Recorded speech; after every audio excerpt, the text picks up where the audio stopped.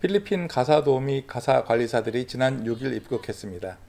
앞으로 4주간의 교육을 받고 현장에 배치될 예정입니다. 코리안 드림을 품고 고용허가제 2구 비자로 처음 입국한 필리핀 가사관리사 100명은 7일 경기도 용인교육장에서 안전보건교육 등 공통교육을 받으며 외국인 가사관리사 시범 사업을 준비합니다.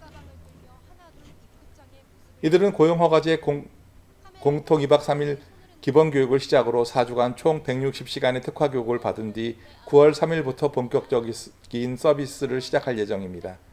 4주간의 특화교육은 안전보건 및 기초생활법률, 성희롱 예방교육, 아이돌범 가사관리 직무교육, 한국어 생활문화교육 등이며 여기에 외국인 근로자의 안전보장을 강화하기 위해 교육과정 내 5시간의 안전보건교육과 24시간의 가정 내 안전교육을 추가로 편성했습니다.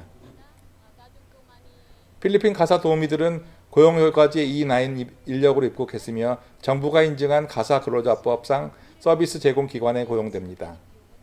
서울시와 정부는 가사도우미와 이용자를 연결하는 서비스 제공기관으로 홈스토리 생활과 휴브리스를 선정한 바 있습니다. 이번에 입국한 이들은 24세부터 38세 사이이며 필리핀 정부가 공인한 케어기빙 돌봄 NC2 자격증 소지자들입니다. 영어와 한국어 능력평가와 건강검진, 마약 범죄 이력 등 신원 검증 절차를 거쳤습니다. 공동 숙소는 서울 강남구 역삼역 인근입니다. 숙소는 서비스 제공기관에서 가사도우미들의 생활 및 이동 편리를 고려해 마련했습니다. 숙소 면적은 근로기준법 시행령에 따라 4.8제곱미터에서 6.5제곱미터이며 1인실 또는 2인실에서 시범기간 종료까지 약 7개월간 거주할 예정입니다. 직무교육은 이동의 편리함과 안전을 최대한 배려해 숙소 인근에서 이루어질 예정입니다. 한편 고용부에 따르면 지난 1일 오후 5시 기준 서울 시내 총 422가정이 서비스를 신청했습니다. 이용을 원하는 서울 시민은 지난 6일까지 모바일 애플리케이션 대리주부 또는 돌봄 플러스에서 신청을 받았습니다. 서비스 이용 신청 대상은 세대 구성원 중 2011년 7월 18일 이후 출생아로서 12세 이하 자녀가 있거나 출산 예정인 가정 등입니다.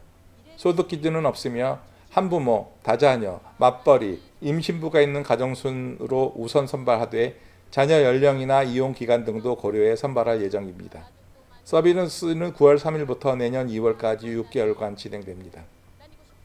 서비스 내용은 아동 돌봄 및 가사 서비스로 월요일부터 금요일 오전 8시부터 오후 8시까지 4시간, 6시간 시간제와 8시간 종일제 중 선택해 이용할 수 있습니다. 주 근로시간은 법에 따라 52시간을 넘길 수 없고 통근형만 가능합니다. 최장 6개월 동안 이용할 수 있으며 서비스 이용료는 1일 4시간 서비스를 이용하는 경우 월 119만 원입니다.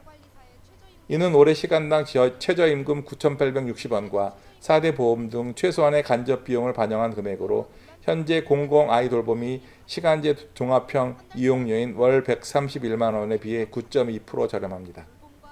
민간 가사관리사 비용 월 152만 원에 비해서는 21.7% 낮습니다. 고용부는 서울시와 함께 서비스 제공에 앞서 민원 고충 처리 창구 운영 등 체계적인 관리 시스템을 갖추고 이용자 만족도를 높이면서 가사도우미들을 충실히 보호하겠다는 입장입니다. 가사관리사 사업과 관련의 전문가들은 시범사업의 3가지 쟁점으로 분쟁 절차 발현, 최저임금 등 차별 넘어서기, 시범사업의 공정한 평가를 제시했습니다. 우선 서비스 이용자와 노동자 사이에서 발생할 수 있는 분쟁을 처리하는 절차를 정부와 서울시가 마련해야 한다는 얘기입니다. 정부는 서비스 제공기관이 통역사 2명을 고용해 필리핀 가사관리사와 서비스 이용 가정 사이에 발생하는 갈등을 예방하고 대응할 것이라고 밝히고 있습니다만 이들 2명의 인원으로 문제가 해결될지 의문입니다. 조혁진 한국노동연구원 연구원은 지난 7일 한겨레와의 통해에서 논란이 되는 업무 범위 문제는 물론이고 이용자와 노동자 사이 감정적인 문제가 발생할 때 매칭을 어떻게 바꿀 것인지 등을 고려한 분쟁 절차를 정부가 마련해야 한다며 외국인 가사관리사를 관리해 본 적이 없는 서비스 제공기관이 분쟁을 해결하는 1순위 주체가 되면 필리핀 가사관리사 보호 수준이 낮아질 수 있다고 말했습니다. 방문요양 사업을 운영해본 입장에서 수요자와 공급자 사이의 문제는 그리 간단치 않습니다. 언어와 문화가 같은 사람들 사이에서도 상당한 견해차가 있는데 언어와 문화가 모두 다른 상황에서 어떻게 문제를 풀어갈지 그것도 2명밖에 안 되는 인원으로 말입니다. 수시로 발생하는 문제를 풀어가려면 상시 대기 상태에서 현장에 즉시 투입되어야 하며 그래도 해결되지 않는 문제들이 많을 것으로 예견되는데 충분한 논의와 평가가 뒤따라야겠습니다. 또 이번 시범 사업이 최저임금 차등 적용의 근거로 활용돼서는 안 된다는 목소리도 나옵니다. 사업 발표 초기부터 나온 얘기인데 애초 서울시는 아동돌봄 서비스를 값싼 비용으로 제공하려고 이번 시범 사업을 착수했고 오세훈 서울시장은 여전히 월 100만 원 외국인 가사관리사가 필요하다고 주장하고 있습니다. 실제로 가능한지 의문입니다. 법무부와 고용노동부도 현재 외국인 유학생 D2와 졸업생 D10, 결혼이민자의 가족 F15, 외국인 근로자의 배우자 F3 등 국내 체류 외국인들이 가사 사용인으로 활동할 수 있도록 세부 방안을 마련하고 있습니다. 가정과 직접 계약을 맺는 가사 사용인은 최저임금법 적용을 받지 않아 필리핀 가사관리사 시범사업 기간 동안 최저임금 등 차등 적용 이슈는 다시 제기될 가능성이 큽니다. 같은 외국인들 사이에서 임금 차등화가 시작된다면 서비스 질은 보지 않아도 뻔하지 않을까요? 한겨레 신문과 인터뷰한 남우군 한국비정규노동센터 소장은 돌봄 노동의 특성을 고려할 때 서비스 질을 담보하기 위한 충분한 교육, 언어 소통 능력이 갖춰지지 않으면 이주 노동자 당사자에 대한 인권 침해뿐만 아니라 돌봄을 받는 아이도 피해를 볼 수 있다며 그런데도 정부는 여전히 돌봄 서비스를 비용적 관점으로만 접근하고 있다고 말했습니다. 이와 관련해 입주용으로 최저임금을 적용하지 않는 홍콩, 싱가포르 사례보다는 우리와 경제인구 규모가 비슷한 일본이 최저임금을 적용하는 통근형이라는 점을 참고해야 한다는 지적이 나오고 있습니다. 시범 사업에 대한 평가 과정이 투명하고 공정해야 한다는 것은 쟁점 중 하나입니다. 이번 시범 사업 평가는 노동부의 용역 연구로 진행되고 있는데 시범 사업이 끝나는 내년 2월쯤 공개될 전망입니다. 그런데 정부는 고용허가제 형태로 내년 상반기에 외국인 가사관리사 1,200명을 추가로 도입한다고 지난 6월 밝힌 바 있습니다. 시범 사업이 끝나지도 않았는데 또 다른 시범 사업을 전개하겠다는 발상은 어디서 시작된 걸까요?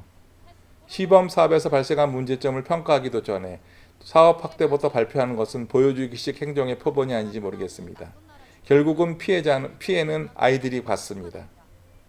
정부나 서울시 입장뿐 아니라 노동계의 목소리도 평가 과정에 반영됐는지 또 정당성과 객관성을 보장하고 있는지도 사실 걱정입니다. 이 서비스가 확대되어 복지제도에서 방문요양 제도에도 확대된다면 가정한다는 가정하의 문제점을 그대로 연장시키지 않을까 우려됩니다. 노동자 평등연대는 전날 성명을 내어 시범사업 프로세스에서 이주노동인권단체와 노동조합의 참여가 보장돼야 한다며 정부는 졸속으로 가사노동 시범사업을 추진하면서 교육이든 모니터링이든 어떤 참여도 거부하고 있다고 지적했습니다. 오늘은 필리핀 가사관리사 서비스에 대해 알아봤습니다. 사람은 모두 평등하다는 기본적인 상식선에서 이 사업을 바라보고 진행했으면 좋겠습니다. 이 사업이 방문요양 사업으로도 확장된다고 가정할 때 우려가 많습니다. 여러분 모두의 건강을 기원합니다. 다음 시간에 뵙겠습니다.